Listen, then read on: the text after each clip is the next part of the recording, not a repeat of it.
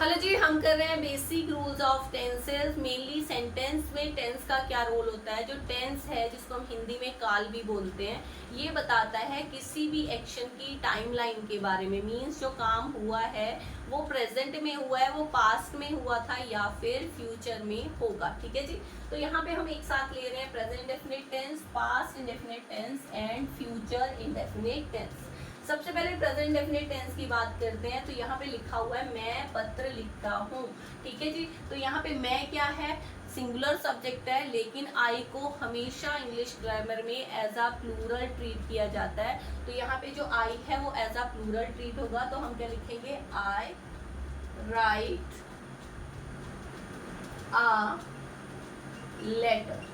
ठीक है, आई write a letter. यहाँ पे समझने की बात क्या है कि अगर ग्रामर में आई को एज अ प्लूरल ट्रीट किया जाता है, इट मीन जो प्रेजेंट इंडेफिनिट टेंस है उसका रूल क्या है, subject plus base form of verb plus object. ठीक है जी। अब बेस फॉर्म ऑफ वर्ब क्या होती है, वर्ब की जो पहली फॉर्म होती है, जैसे मैंने बोला ईट एट ईटन, या फिर राइट रोट रिटन। जो फर्स्ट फॉर्म है, या तो ईट हो गई, राइट हो गई, ड्रिंक ड्रैंक ड्रंक, जो फर्स्ट वर्ब की फॉर्म है उसको ही बेस फॉर्म ऑफ वर्ब भी बोला जाता है। ठीक है जी।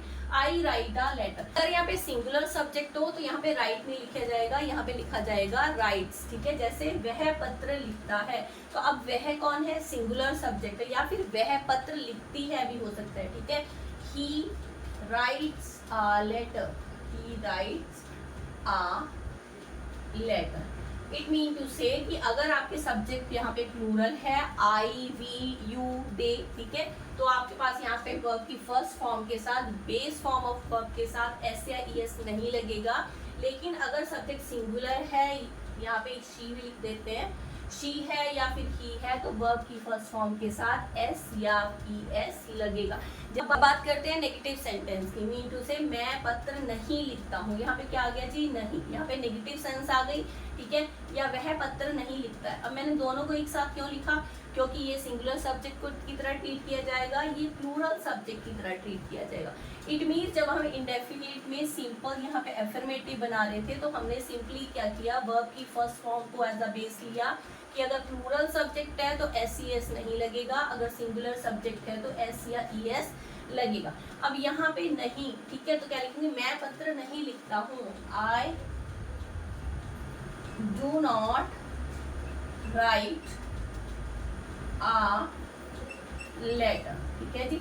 अगर सब्जेक्ट प्लूरल है, जैसे आई को एज अ प्लूरल ट्रीट किया जाता है, तो क्या आएगा, डू आएगा।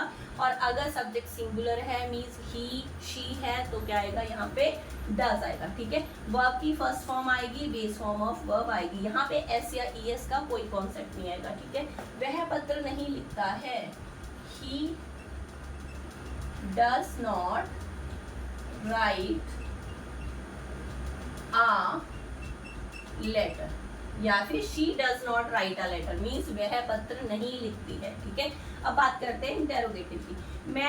क्या मैं पत्र लिखता हूँ, क्या मैं पत्र लिखता हूँ, तो क्या से पता चल रहा है, इंटेरोगेशन हो रही है, मीन्स क्वेश्चन पूछा जा रहा है। तो यहीं पे जो हेल्पिंग वर्ब है वो क्या आ जाएगी, आगे आ जाएगी सब्जेक्ट से पहले।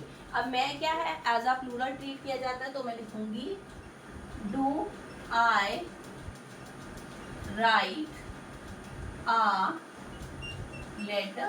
ठीक है जी। और अगर मैं कहती हूँ क्या वह पत्र लिखता है, क्या वह पत्र लिखती है, तो मैं लिखूंगी डज शी या फिर ही राइट अ लेटर। यहाँ पे मैं बात कर रही हूँ सिंगुलर सब्जेक्ट की। ठीक है जी। तो इट्स वेरी सिंपल कि अगर सब्जेक्ट यहाँ पे प्लूरल है तो वर्ब की फर्स्ट फॉर्म के साथ एस या ई एस नहीं लगेगा, लेकिन अगर सब्जेक्ट सिंगुलर है तो वर्ब की फर्स्ट फॉर्म के साथ एस या ई एस लगेगा। ठीक है जी। अगर हम नेगेटिव सेंटेंसेस की बात करते हैं, तो यहाँ पे क्या होगा, हम नेगेटिव में प्लूरल सब्जेक्ट के लिए डू यूज करते हैं और सिंगुलर सब्जेक्ट के लिए यूज करते हैं डज, और वर्ब की आती है फर्स्ट फॉर्म। ठीक है जी।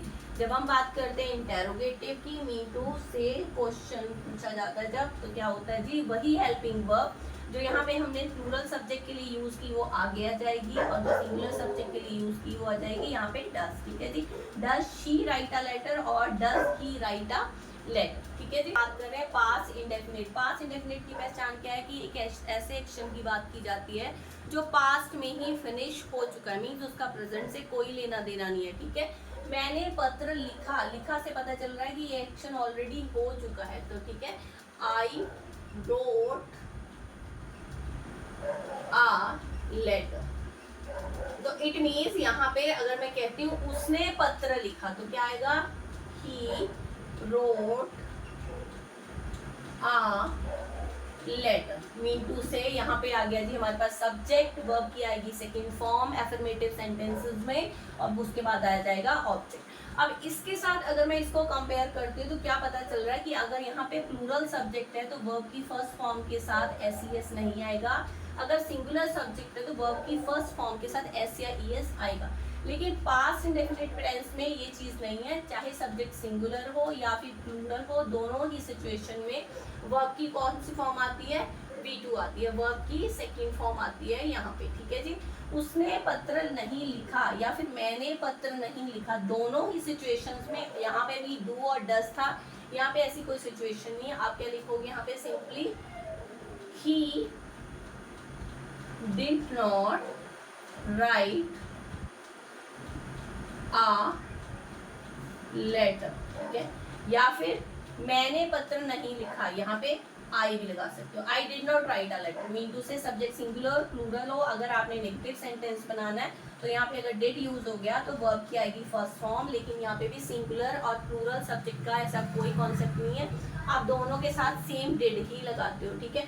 अब यहाँ पे याद कैसे रखोगे, देखो जब मैंने पास्ट इंडेफिनिट टेंस में यहाँ पे एफर्मेटिव की बात की तो मैंने लिखा वर्ब की सेकंड फॉर्म। यहाँ पे कैसे याद रखोगे, डू डिड डन, तो डिड क्या है, वर्ब की सेकंड फॉर्म ही है, ठीक है। तो यहाँ पे डिड आ गया तो यहाँ पे वर्ब की आ जाएगी फर्स्ट फॉर्म, क्योंकि ये ऑक्सिलरी फॉर्म है, मीन टू से ये हेल्पिंग वर्ब है और ये क्या है, मेन वर्ब है, ठीक है जी। क्या उसने पत्र लिखा या क्या मैंने पत्र लिखा, दोनों ही सिचुएशन में यहाँ पे क्या आएगा, डिड है, वो आगे आ जाएगा, ठीक है जी। डिड ही के साथ भी आएगा, या फिर आई राइट आ लेटर, ठीक है जी। Did he write a letter, क्या उसने पत्र लिखा, did I write a letter, क्या मैंने पत्र लिखा, दोनों ही सिचुएशंस में डिड यूज होगा। यहाँ पे एक ही हेल्पिंग वर्ब हम यूज करते हैं, नेगेटिव में भी और इंटेरोगेटिव सेंटेंसेस में भी, ठीक है। फ्यूचर इंडेफिनिट टेंस में उन एक्शंस की बात की जाती है जो हम आने वाले टाइम में करने वाले हैं, मीन टू से फ्यूचर में जो एक्शन होने वाले हैं। जैसे मैं पत्र लिखूंगा, I will write a letter, ठीक है जी। अब यहाँ पे आप शैल भी यूज कर सकते हो, क्योंकि अगर आप फर्स्ट पर्सन की बात करते हो तो यहाँ पे आप विल भी यूज कर सकते हो, आई या वी के साथ शैल भी यूज कर सकते हो, क्योंकि मॉडर्न इंग्लिश में विल भी ओके माना जाता है, ठीक है। विल यूज करोगे तब भी ओके है, शैल यूज करोगे तब भी ओके है, ठीक है। वह पत्र लिखेगा, he will write a letter, तो हेल्पिंग वर्ब आ गया हमारे पास विल या फिर शैल, ठीक है। और हमारे पास आ गई यहाँ पे वर्ब की फर्स्ट फॉर्म, ठीक है जी।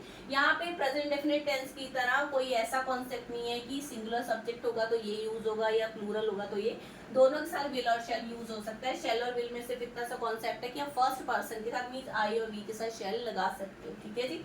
मैं पत्र नहीं लिखूंगा, I will not write a letter. अगर मैं कह रही हूँ वह पत्र नहीं लिखेगा या वह पत्र नहीं लिखेगी, तो क्या आएगा, ही या फिर आ जाएगा she will not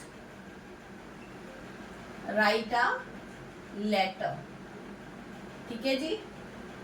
and the last one is, क्या मैं पत्र लिखूंगा, तो यहाँ पे आ गया जी इंटेरोगेशन, इंटेरोगेटिव सेंटेंस आ गए, तो यहाँ पे जो हेल्पिंग वर्ब है विल या फिर शैल, वो क्या जाएगी, आगे आ जाएगी सब्जेक्ट से पहले, ठीक है। विल शैल भी लगा सकते हो, आई राइट अ लेटर, या फिर क्या वह पत्र लिखेगी, क्या वह पत्र लिखेगा, ठीक है। तो यहाँ पे क्या आ जाएगी, हेल्पिंग वर्ब आ जाएगी आगे, विल, शी भी लगा सकते हैं जी, ही भी अकॉर्डिंग टू द सब्जेक्ट, अगर लड़का है तो ही लगेगा, लड़की है तो लगेगी she. Will he write a letter और लास्ट में आ जाएगा आपका क्वेश्चन मार्क। ठीक है जी। तो एक समरी ले लेते हैं, present indefinite tense, past indefinite tense and future. Present में जो प्रेजेंट में एक्शन हो रहा है, पास्ट में जो पास्ट में फिनिश हो चुका है, और फ्यूचर में जो आने वाले टाइम में होगा। ठीक है जी। यहाँ पे सिंपल क्या है, अफर्मेटिव में क्या आएगा, अगर प्लूरल सब्जेक्ट है तो वर्ब की फर्स्ट फॉर्म के साथ एस या ईएस नहीं आएगा, सिंगुलर सब्जेक्ट है तो एस या ईएस आएगा। ठीक है जी। और अगर आप नेगेटिव या इंटरोगेटिव बनाते हैं तो हेल्पिंग वर्ब आ जाएगी हमारी प्लूरल के साथ डू नॉट, और अगर सिंगुलर सब्जेक्ट हो तो डज नॉट, और जब हम इंटेरोगेटिव बनाएंगे तो क्या होगा, स्ट्रक्चर क्या हो जाएगा, सबसे पहले हेल्पिंग वर्ब आती है, उसके बाद क्या आता है हमारा सब्जेक्ट, उसके बाद आती है हमारी मेन वर्ब। ठीक है जी। उसके बाद आ जाता है ऑब्जेक्ट। अब पास्ट इंडेफिनिट में क्या है, अफर्मेटिव सेंटेंस बनाते हैं। ठीक है। तो वहां पे आती है वर्ब की सेकेंड फॉर्म, और अगर हमने नेगेटिव या इंटेरोगेटिव बनाया तो हमारे पास हेल्पिंग वर्ब क्या होती है, डिड। ठीक है जी। नेगेटिव है तो नॉट लगा दोगे डिड के साथ, इंटेरोगेटिव है तो डिड। और जब हम फ्यूचर इंडेफिनिट की बात करते हैं तो यहाँ पे हेल्पिंग वर्ब क्या आ जाती है, विल या फिर शैल, और वर्ब की आती है फर्स्ट फॉर्म, मीन टू से बेस फॉर्म ऑफ वर्ब। और नेगेटिव में आप विल या शैल के साथ नॉट लगा देते हो, और इंटेरोगेटिव में यही हेल्पिंग वर्ब्स हमारी सब्जेक्ट से पहले आ जाती है।